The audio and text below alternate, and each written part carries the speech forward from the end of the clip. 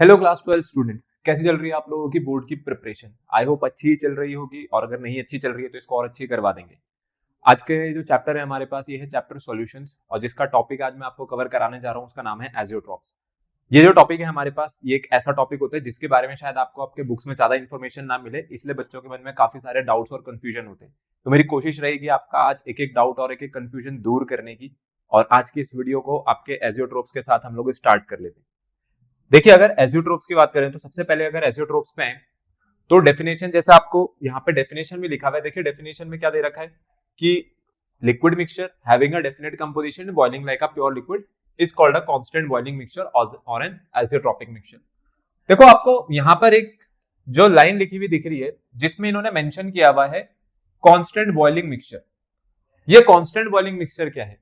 Constant boiling mixture का मतलब ये है कि अगर आपने कोई दो कंपोनेंट मिक्स करे थे एजियोट्रोप बनाने के लिए, ए और बी को, तो अब यहां पर क्या होगा, इस पूरे सॉल्यूशन का जो आपके पास बॉइलिंग पॉइंट है, उस बॉइलिंग पॉइंट पर दोनों के ही वेपर्स निकलेंगे, ए के भी वेपर निकलेंगे और बी के भी वेपर निकलेंगे। इसलिए इसको नाम क्या दिया गया है आपके पास?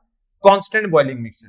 तो कांस्टेंट बॉइलिंग मिक्सचर में जैसे आप ए और बी को यूज करके मेरे पास एक सॉल्यूशन बना करके लेके आते हो, ठीक है। ये जो सॉल्यूशन है आपके पास, ये एजियोट्रोप पता है कब कहलाएगा? अगर मैं आपको बोलूं कि इस सॉल्यूशन का जो बॉइलिंग पॉइंट है वो एक एग्जांपल के लिए मैं बोल देता हूं 110 डिग्री सेल्सियस है। अब ये 110 डिग्री सेल्सियस पर क्या होगा? 110 डिग्री सेल्सियस पर आपको जो वेपर्स मिलेंगे, जब ये बॉइल होगा 110 डिग्री सेल्सियस पर, तो यहां पर वेपर्स ऑफ ए भी निकल रहे होंगे और उसी के साथ साथ बी के वेपर्स भी निकलने लग जाएंगे, ठीक है। इसका मतलब है कि ये जो सॉल्यूशन है, ये सॉल्यूशन आपके पास बॉइल होने लगा। कब बॉइल होने लगा? 110 डिग्री पर बॉइल होने लगा। लेकिन उस वक्त ए के और बी के दोनों के वेपर्स निकले थे। ऐसा नहीं कि ए के पहले निकल गए बी के बाद में। इसलिए इसको नाम दिया गया है constant boiling mixture. Boiling point constant है। किसके लिए कांस्टेंट है? अब ए के लिए भी कांस्टेंट हो गया और बी के लिए भी अपने पास ये कांस्टेंट हो गया। और ऐसे जो सॉल्यूशंस बनाते हैं, ऐसे सॉल्यूशंस को आप एजियोट्रोपिक मिक्सचर कह दोगे। देखो, आप ध्यान रखना, जो हमारे पास एजियोट्रोप्स होते हैं, कोई भी आइडियल सॉल्यूशन कभी एजियोट्रोप नहीं बना सकता है, ठीक है। सबसे पहली जरूरी चीज होती है हमारे पास, an ideal solution can never form. ये जो आइडियल सॉल्यूशन है, ये आपके पास कभी भी एजियोट्रोपिक मिक्सचर बनाते हुए नहीं दिखेंगे, ठीक है। अब देखो, आपके पास ये जो एजियोट्रोपिक मिक्सचर जैसे अपने पास यहाँ पर बन रहा है, तो मैंने बोला कि भाई ए और बी जो दोनों है, वो दोनों आपके पास एक सेम टेम्परेचर बॉइल होकर के निकलेंगे। इससे होता क्या है आपके पास एजियोट्रोप्स में जो ध्यान देने वाली चीज है वो ये है कि एजियोट्रोप्स में अपने पास जो इनकी कंपोजिशन होती है लिक्विड फेज की और वेपर फेज की, एजियोट्रोप्स में जो लिक्विड फेज की कंपोजिशन है और जो वेपर फेज की कंपोजिशन है वो एक दूसरे की इक्वल हो जाएगी। Means mole fraction of A, X का मतलब होता है mole fraction of A in liquid phase equals to mole fraction of A in vapour phase. ये अपने पास इक्वल रहेगी। और वैसे ही आपके पास जो मोल फ्रैक्शन है बी का, उसके लिक्विड फेज का, और मोल फ्रैक्शन जो बी का है उसके अपने पास वेपर फेज का, ये इक्वल हो जाएगा। तो इन दोनों की जो कंपोजिशन है ना, ये एजियोट्रोप्स में हमारे पास क्या हो जाती है? एजियोट्रोप्स में हमारे पास सेम हो जाती है। फिर मैंने यहां पर एक लाइन लिखी है कि कोई आइडियल सॉल्यूशन अपने पास कभी भी एक एजियोट्रोप फॉर्म नहीं करेगा। तो आप ध्यान रखना कि जो एजियोट्रोप्स है, एजियोट्रोप्स को इनको हम लोग सेपरेट नहीं कर सकते हैं। और किसके थ्रू सेपरेट नहीं कर सकते? फ्रैक्शनल डिस्टिलेशन से। अब आप कहोगे ये फ्रैक्शनल डिस्टिलेशन क्या होता था? लेकिन मैं कहता हूं फ्रैक्शनल डिस्टिलेशन आपने पढ़ रखा है, ठीक है। कहां पढ़ रखा है आप लोगों ने? फ्रैक्शनल डिस्टिलेशन आप लोगों ने क्लास 9th में पढ़ा हुआ है, जब आपको सिखाते थे कि कोई भी ऐसा सॉल्यूशन जो दो लिक्विड को मिक्स करके बनाया जाता है, लेकिन दोनों लिक्विड्स के बॉइलिंग पॉइंट में डिफरेंस होना चाहिए। जैसे वाटर और एसीटोन है, अगर वाटर और एसीटोन का आप एक मिक्सचर बनाते हो, एक लिक्विड सॉल्यूशन बनाते हो, और जब आप उस सॉल्यूशन को हीट करोगे तो पहले वहां से एसीटोन के वेपर्स निकलेंगे, ठीक है। और एसीटोन के जो वेपर्स निकल रहे होंगे, एसीटोन के वेपर्स आपके पास कंडेंस होकर कंडेंसिंग फ्लास्क में कलेक्ट हो जाएंगे, तो एसीटोन अलग हो जाएगा, वाटर अलग हो जाएगा। लेकिन एजियोट्रोप आपको ये कहता है कि एजियोट्रोपिक मिक्सचर को हम लोग फ्रैक्शनल डिस्टिलेशन से अलग नहीं कर सकते हैं। क्यों नहीं कर सकते हैं? क्योंकि यहां तो जो ए और बी है, ये दोनों आपके पास सेम ही टेम्परेचर पर बॉइल हो रहे होंगे, और वो जो टेम्परेचर है वो टेम्परेचर किसी कॉम्पोजिशन के लिए फिक्स्ड है। देखो, आप यहाँ पे ये बात भी ध्यान रखना, ऐसा नहीं होगा कि हम लोग जो अभी आगे एजियोट्रोप्स पढ़ेंगे किसी भी कंपोजिशन पे बनते। जैसे एथेनॉल और वाटर है, एथेनॉल और वाटर का आपके पास एक एजियोट्रोप आता है, तो अब उसमें कितना एथेनॉल होना चाहिए, कितना वाटर होना चाहिए, ये अपने पास मेन बात है। एथेनॉल और वाटर आप किसी भी कंपोजिशन में नहीं मिलाओगे, तो हाँ ये किसी पर्टिकुलर या किसी फिक्स्ड कंपोजिशन के लिए काम करते हैं। और एजियोट्रोप्स को मैं फ्रैक्शनल डिस्टिलेशन से अलग नहीं कर सकता हूं। क्यों नहीं अलग कर सकता हूं? क्योंकि उसके लिक्विड फेज का और उसके वेपर फेज का जो मोल फ्रैक्शन है वो इक्वल हो जाता है एट दैट पर्टिकुलर टेम्परेचर। अगर आपके पास कोई आइडियल सॉल्यूशन है, मैंने बोला कोई भी आइडियल सॉल्यूशन आपके पास एजियोट्रोप फॉर्म नहीं करेगा।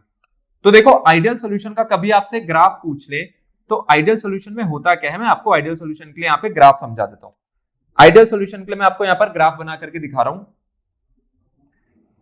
ये मेरे पास जो एक्स एक्सिस है, एक्स एक्सिस पर मैं प्लॉट कर रहा हूं कॉम्पोजिशन को, एंड जो वाई एक्सिस है यहां पर मैं प्लॉट कर रहा हूं टेम्परेचर को। ठीक है, ये किसका टेम्परेचर हो गया मेरे पास? ये हो गया आपके पास बॉइलिंग टेम्परेचर। अब स्टार्टिंग में आइडियल सॉल्यूशन के ग्राफ आप लोगों ने बना रखे होंगे, मैंने आपको पहली वीडियोस में सिखाया भी आइडियल सॉल्यूशन के ग्राफ कैसे काम करते हैं। स्टार्टिंग में आपके पास सॉल्यूशन में सिर्फ और सिर्फ क्या प्रेजेंट होगा? यहाँ पर ए प्रेजेंट होगा। ठीक है, और ए कितना प्रेजेंट रहेगा मेरे पास? यहाँ पर पूरा 100%, तो x से 1 हो जाएगा और एक्स बी को शुरू में 0 हो जाना चाहिए। और आइडियल केस में आखिरी में क्या होना चाहिए? एक्स ए 0 हो जाएगा और एक्स बी कितना हो जाएगा अपने पास यहाँ पर 1। ये मैंने लिक्विड कॉम्पोजिशन प्लॉट करी है। अब यहां पर आपके पास ये जो कर्व है, ये कर्व किसका है? ये कर्व है आपके पास टेम्परेचर वर्सेस कॉम्पोजिशन का। ठीक है, ये जो टेम्परेचर देख रहे हो आप, जैसे जैसे मैं यहाँ पर टेम्परेचर और कॉम्पोजिशन को प्लॉट करूंगा तो अपने पास दो कर्व यहाँ पर निकल करके आए। अब यहाँ पे दो कॉम्पोजिशन है, ये जो नीचे वाली है यह आपके पास है लिक्विड फेज की, और ऊपर वाला जो कर्व आप देख रहे हो ये कर्व है आपके पास वेपर फेज के लिए। ठीक है, ऊपर वाला जो कॉम्पोजिशन है वो अपने पास वेपर फेज के लिए और नीचे वाला जो है वो लिक्विड फेज के लिए। आप देखो थ्रू आउट द कॉम्पोजिशन जब ये ए और बी दोनों में मिक्स हो जाएंगे सॉल्यूशन में, ऐसा कोई भी पॉइंट नहीं है, ऐसा कोई भी पॉइंट मेरे को यहां पर नहीं नजर आ रहा है जहां पर वेपर फेज और लिक्विड फेज की कंपोजिशन अपने पास सेम हो रखी हो। ठीक है, अगर ये सेम हो रखी है तो यहां पर हो रखी है कहां पे? जब आपके पास वो क्या था, या तो प्योर बी प्रेजेंट था सॉल्यूशन में या फिर स्टार्टिंग में सिर्फ प्योर ए प्रेजेंट था। तो ये जो आइडियल सॉल्यूशन है इसलिए कभी एजियोट्रोप नहीं बना सकते, क्योंकि एजियोट्रोप बनाने के लिए जो नेसेसरी कंडीशन है वो यही है कि वेपर फेज और लिक्विड फेज की जो कंपोजिशन है वो किसी एक पर्टिकुलर टेम्परेचर पर सेम आनी चाहिए, और ये कभी भी नहीं आएगी। एग्जांपल से अगर मैं आपको समझाऊं, जैसे मैं बोलता हूं कि चलो मैं इस कंपोजिशन का एग्जांपल ले लेता हूं। ये मेरे पास कोई कंपोजिशन निकल करके आ गई ए, ठीक है, लेकिन ये जो ए कंपोजिशन आई है, ए कंपोजिशन पर अगर मैं टेम्परेचर चेक करूंगा तो T1 रहेगा लिक्विड फेज के लिए, और इसी कंपोजिशन पर वेपर फेज में जो टेम्परेचर है वो कितना निकल करके आ रहा है यहां पर T2। ठीक है, तो दो अलग अलग टेम्परेचर पर आपको एक सेम कंपोजिशन देखने को मिल रही है, लिक्विड फेज की और वेपर फेज की, बट टेम्परेचर बदल गया। लेकिन एजियोट्रोप्स में आज हमें पढ़ना है यही चीज आपको आज सेम टेम्परेचर पे करके दिखाएंगे, जिसमें लिक्विड फेज और वेपर फेज की जो कंपोजिशन है वो अपने को सेम होती हुई दिखेगी। आइए ये बात समझ में। तो एजियोट्रोप्स में बिल्कुल शॉर्ट में अगर मैं आपको समझाऊं तो एजियोट्रोप्स क्या होते हैं? आपके पास कांस्टेंट बॉइलिंग मिक्सचर्स होते हैं, इनको फ्रैक्शनल डिस्टिलेशन से अलग नहीं किया जा सकता है, क्योंकि फ्रैक्शनल डिस्टिलेशन सिर्फ वहीं पर काम करता है जहां पर आपके पास दो कंपोनेंट्स के बीच में क्या होगा? डिफरेंस होगा। किसमें डिफरेंस होगा? उनके बॉइलिंग पॉइंट में। और बॉइलिंग पॉइंट में यहां पर एजियोट्रोप्स में डिफरेंस ही नहीं आता है। सेम टेम्परेचर पर लिक्विड फेज और वेपर फेज की कंपोजिशन जो है वो अपने पास सेम हो जाती है, ये होते हैं एजियोट्रोप्स। तो एजियोट्रोप्स को आप फ्रैक्शनली डिस्टिल नहीं कर सकते हो। अब एजियोट्रोप्स जो आपको पढ़ने हैं, ये हमारे पास दो तरीके के एजियोट्रोप्स हैं, एक है मिनिमम बॉइलिंग एजियोट्रोप्स और वैसे एक होते हैं अपने पास मैक्सिमम बॉइलिंग एजियोट्रोप्स।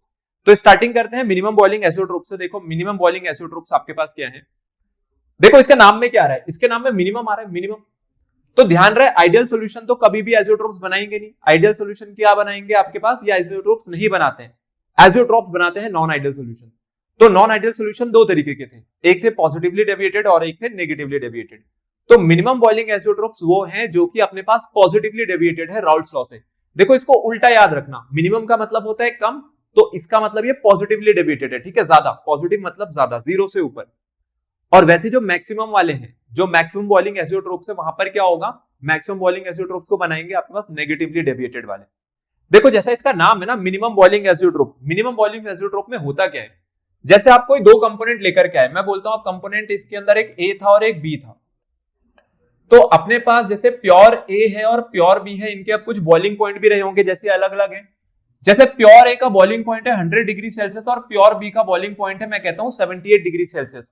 पर जब ये दोनों एक दूसरे में मिल गए, जब ये दोनों एक दूसरे में मिल गए और ए और बी ने मिलकर के सॉल्यूशन आपके पास बना दिया, तो आपने क्या देखा कि जो सॉल्यूशन एजियोट्रोप यहां पर बना है, अब ये बात है जो सॉल्यूशन बन रहा है, अभी मैं बात कर रहा हूं एजियोट्रोप की। अगर ये एजियोट्रोप है और कौन सा है, मिनिमम बॉइलिंग वाला है, तो जो सॉल्यूशन का बॉइलिंग पॉइंट है ना, सॉल्यूशन का जो बॉइलिंग पॉइंट है, इसमें सबसे कम बॉइलिंग पॉइंट क्या था, 78।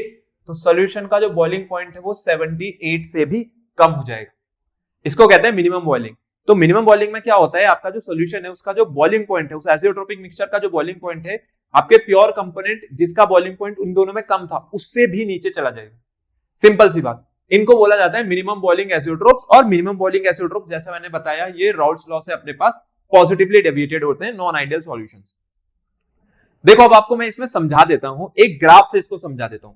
एग्जांपल लेकर के चल रहे हैं आपके पास एथेनॉल और वाटर का। लेकिन जैसा मैंने बोला था ये किसी पर्टिकुलर फिक्स्ड कंपोजिशन पे ही काम करेंगे, ऐसा नहीं है इथेनॉल और वाटर आप किसी भी रेशियो में मिक्स करो। इसको एक पर्टिकुलर रेशियो है, किसी पर्टिकुलर कंपोजिशन के लिए ही पढ़ाया जा सकता है। तो एग्जांपल के लिए मैं आपको यहां पर जो आज समझा रहा हूं उसमें हमारे पास रहेगा 95.6% सॉल्यूशन ऑफ एथेनॉल।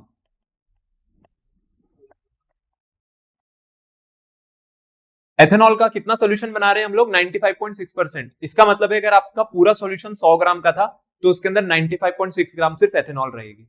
ठीक है, ये आपके पास एक मिनिमम बॉइलिंग एजियोट्रोप बनाता है। देखो मिनिमम बॉइलिंग एजियोट्रोप को हम लोग किस तरीके से दिखाते हैं, आपको पता है कि इस बार हम लोग जो यहाँ पर ग्राफ बनाएंगे, इस ग्राफ में मेरे को क्या दिखाना है, मेरे को यहाँ पर लिक्विड फेज और वेपर फेज की जो कंपोजिशन है वो अपने पास फिक्स बतानी है।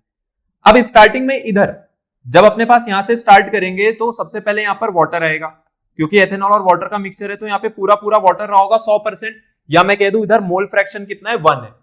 ठीक है, और आपकी जो एथेनॉल है अभी शुरुआत में यहाँ पर एथेनॉल कितनी है अपने पास, ये 0 है। ठीक है, इधर अपने पास एथेनॉल नहीं है। अब आप जैसे जैसे सॉल्यूशन की कंपोजिशन बढ़ाओगे, सॉल्यूशन की कंपोजिशन बढ़ाने पर आइडियल केस क्या हो सकता है, आइडियल केस ये हो सकता है कि आखिरी में वाटर 0 हो जाए और इसके अंदर जो प्रेजेंट एथेनॉल थी ये पूरी की पूरी कितनी हो जाए अपने पास, ये पूरी हो जाए यहाँ पे 100%। तो एक्स एक्सिस पर हम लोग प्लॉट कर रहे हैं कॉम्पोजिशन और वाई एक्सिस पर हम लोग किसको प्लॉट करेंगे, वाई एक्सिस पर हम लोग प्लॉट करेंगे यहां पर टेम्परेचर को। तो पहले बस आप ये चीज समझो कि वाई एक्सिस पर टेम्परेचर है, एक्स एक्सिस पे कंपोजिशन है। मैं आइडियल केस लेकर के चल रहा हूं, वाटर 100% है शुरुआत में तो एथेनॉल 0 हो गया, और सोल्यूशन को मैं आइडियली कहां तक वेरी करा सकता हूं, वाटर 100 से 0 हो गया आखिरी में, और एथेनॉल जो थी वो पूरी की पूरी एथेनॉल भर गई। ऐसे ही आपके पास जो आइडियल सोल्यूशन उनके ग्राफ अपने पास बनते हैं। देखो अब ये जो आपके पास सॉल्यूशन है 95.6% सॉल्यूशन जो है एथेनॉल का। अब आप इसको ग्राफ को जरा ध्यान से समझना, यहां पर ये जो ग्राफ है उसमें पहले जो वेपर्स हैं ये आपके पास लिक्विड फेज की वेपर है, फिर वहीं से अपने पास शुरुआत होगी वेपर फेज की। ठीक है, ये लिक्विड के लिए है, ये आपके पास वेपर के लिए है। फिर उसके बाद अचानक से ये कुछ इस तरीके से निकल करके आएगा हमारे पास। देखो ये जो नीचे वाला था, जैसे मैंने आपको बोला, नीचे वाला अपने पास क्या है, ये लिक्विड के लिए है और ऊपर वाला वेपर फेज के लिए है। ठीक है, एक बार आपके पास सॉल्यूशन के नीचे लिक्विड फेज है और ऊपर इस पे आपके पास ये जो सॉल्यूशन है उसकी कौन सी फेज है, अपने पास वेपर फेज है। ठीक है, तो आपने देखा इस पॉइंट पर मेरे को ऐसा लग रहा है कि लिक्विड फेज और वेपर फेज जो है ना इसकी कंपोजिशन सेम हो गई। क्या हो गई, लिक्विड फेज और वेपर फेज की जो कंपोजिशन है वो सेम हो गई। और ये कहां पर होगा, ये जो कंपोजिशन है, इस कंपोजिशन की अगर मैं बात करूं तो यही वो जगह है जहां पर आपके पास 95.6% एथेनॉल प्रेजेंट है। ये एरिया हो गया अपने पास 95.6% ऑफ एथेनॉल का। देखो शुरुआत में अपने पास क्या था यहां पर प्रेजेंट, शुरुआत में अपने पास सिर्फ और सिर्फ वाटर प्रेजेंट था। तो वाटर का जो बॉइलिंग पॉइंट है, वाटर का बॉइलिंग पॉइंट आपको पता ही होगा 100 डिग्री सेल्सियस होता है। तो यहां पर मेरे को 100 डिग्री सेल्सियस प्लॉट करना चाहिए।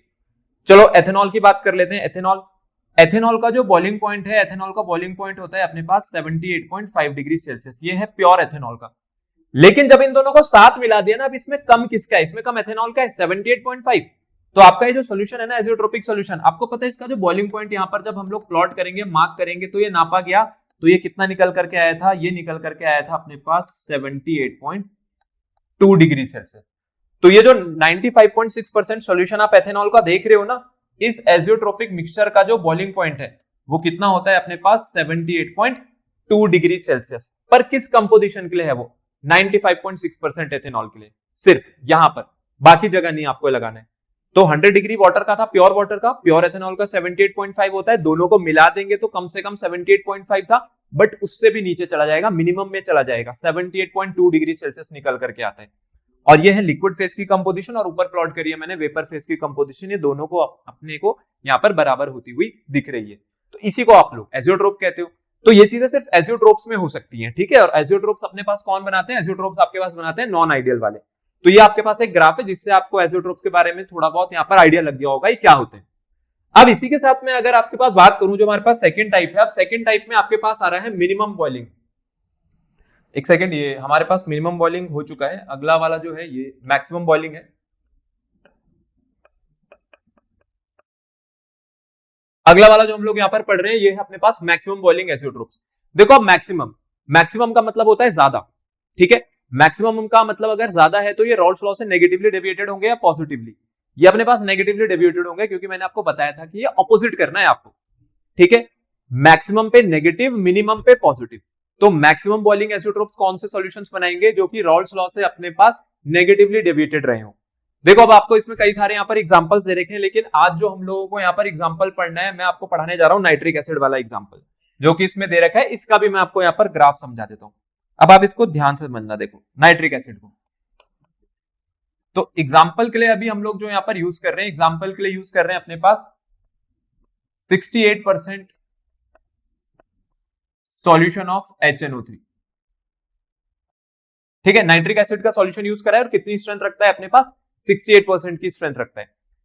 अब जैसे इसका नाम है maximum boiling, maximum boiling azeotrope की अगर बात करी जाए तो मैक्सिमम में क्या होगा कि जो बॉइलिंग पॉइंट है जिस कंपोनेंट का ज्यादा है, उससे भी ज्यादा आपके पास बॉइलिंग टेम्परेचर निकल करके आएगा इस पर्टिकुलर एजियोट्रोपिक सॉल्यूशन का। जब आप HNO3 का अपने पास बनाओगे, तो अगर मैं बात करूं बॉइलिंग पॉइंट ऑफ HNO3, ये जो नाइट्रिक एसिड है, इस नाइट्रिक एसिड का जो बॉइलिंग पॉइंट है हमारे पास वो लगभग 82 डिग्री सेल्सियस होता है। और बॉइलिंग पॉइंट ऑफ वाटर के बारे में मेरे को शायद बताने की जरूरत ना ही पड़नी चाहिए, सभी को पता होगा। वाटर का बॉइलिंग पॉइंट अपने पास कितना होता है? यहाँ से 100 डिग्री सेल्सियस होता है। तो आज अभी हम जब सोल्यूशन बनाएंगे HNO3 और वाटर का, तो आपके पास मैक्सिमम बॉइलिंग पॉइंट कितना जा सकता था? 100 डिग्री सेल्सियस। लेकिन अब 100 से भी ज्यादा चला जाएगा उस पर्टिकुलर एजियोट्रोपिक सॉल्यूशन का। चलो नेक्स्ट आपको मैं इसका ग्राफ बना करके यहाँ पे दिखा देता हूं। अब ग्राफ से समझ लेते हैं इस वाले एजियोट्रोप को, जो कि अपने पास नाइट्रिक एसिड और वाटर का सॉल्यूशन था। देखो आप लोग अब ग्राफ पे ध्यान देना। ग्राफ पे हम लोगों को पता है कि हम लोग एक्स एक्सिस पे क्या प्लॉट करेंगे? हम लोग एक्स एक्सिस पर प्लॉट करेंगे कॉम्पोजिशन को, फिर वाई एक्सिस पर हम लोग क्या प्लॉट करेंगे? वाई एक्सिस पर हम लोग प्लॉट करेंगे यहाँ पर टेम्परेचर को, ठीक है। और ये किसके लिए बन रहा है? ये बन रहा है आपके पास एक सॉल्यूशन के लिए। जब इसको बनाया जाएगा तो देखो, जब इसको हम लोग यहाँ पर प्लॉट करेंगे तो अब आपको पता है कि शुरुआत में अपने पास यहाँ पर जो वाटर है, पूरा का पूरा मैं वाटर लेकर के चलूंगा, 100% वाटर है। और HNO3 यहाँ पर क्या रहा होगा? शुरू में नाइट्रिक एसिड कितना रहा होगा? पूरा 0%। और फाइनली क्या हो सकता है? फाइनली हो सकता है कि आप इसको यहाँ पर वाटर को पूरा 0% कर दो और आखिरी में इसके अंदर क्या बचा है? प्योर नाइट्रिक एसिड 100% वाला। तो आप यहाँ पर पहले मेरे को ये बताना कि आपके लिए मैंने यहाँ पर कंपोजिशन क्या लिखी हुई है? 68%। क्या ये मैक्सिमम बॉइलिंग वाला है? वाटर का जो बॉइलिंग पॉइंट है वो 100 होता है, मतलब आपके पास अब जो सॉल्यूशन बनेगा इसका बॉइलिंग पॉइंट 100 से भी ज्यादा निकल करके आना है। किस कंसंट्रेशन पर? 68% वाली कंपोजिशन पर। चलो नेक्स्ट अब कंपोजिशन के साथ टेम्परेचर पे इसका कर्व प्लॉट कर लेते हैं। देखो अब आप कर्व को ध्यान से समझना। यहाँ पर ये जो मैं कर्व प्लॉट कर रहा हूं, ये कर्व अपने पास अब है नाइट्रिक एसिड और वाटर के लिए, ठीक है। ये कर्व हमारे पास जहां पर इंटरसेक्ट कर रहे हैं तो लिक्विड फेज और वेपर फेज की कंपोजिशन सेम हो गई। अब स्टार्टिंग में जब आपके पास यहाँ पर सिर्फ और सिर्फ वाटर था, तो आप मुझे बताओ कि यहाँ पर वाटर का जो प्योर वाटर है उसका बॉइलिंग पॉइंट कितना होता है? क्या ये 100 डिग्री सेल्सियस होता है? फिर मुझे आखिरी पे जहां पर मैंने कंपोजिशन सेम करी है, इसके बाद यहाँ पर क्या करना है? इसके बाद मुझे यहाँ पर नाइट्रिक एसिड के लिए भी तो दिखाना पड़ेगा। जो प्योर नाइट्रिक एसिड है उसका बॉइलिंग पॉइंट कितना है? वो 82 डिग्री सेल्सियस का है। अगर वो 82 डिग्री सेल्सियस का है तो ऑब्वियसली बात है 100 से नीचे आना चाहिए वो। तो आप इसको कभी भी इसके इक्वल मत बना देना। ये आ गया वो 82 डिग्री सेल्सियस वाला पॉइंट, तो 100 से थोड़ा नीचे ही दिखाना है, इसके बराबर भी नहीं दिखाना, और ऊपर कर दिया तो कंप्लीटली गलत है। और इस पॉइंट पर क्या हो रहा है? इस पॉइंट पर मेरे पास जो लिक्विड फेज है और जो वेपर फेज है, क्या इन दोनों की कंपोजिशन सेम हो गई है? बिल्कुल हो गई है। तो अगर लिक्विड फेज और वेपर फेज की आपके पास कंपोजिशन सेम हो गई है, तो इस पॉइंट पर ये जो टेम्परेचर है, आपको पता है कितना होता है इस सॉल्यूशन का? ये होता है अपने पास 120.8 डिग्री सेल्सियस। तो अगर आप 68% नाइट्रिक एसिड का सॉल्यूशन बनाते हो, ये है मेरे पास 68% नाइट्रिक एसिड वाली कंपोजिशन।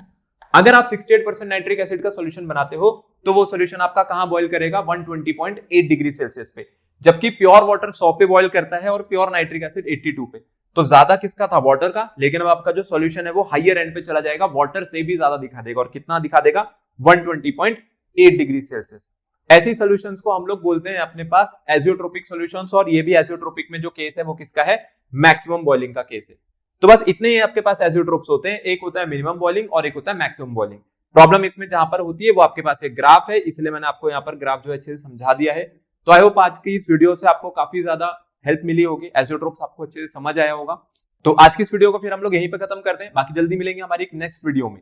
तब तक आप अपने जो बोर्ड्स की प्रिपरेशन उसको आप अच्छे से करते रहिए। जल्दी आपके लिए क्वेश्चंस एंड आंसर की सीरीज लेके आएंगे जिसमें मैं सारे पीवाईक्यूज कवर करूंगा। तो तब तक आप पढ़ते रहिए, अपनी प्रिपरेशन अच्छे से करते रहिए।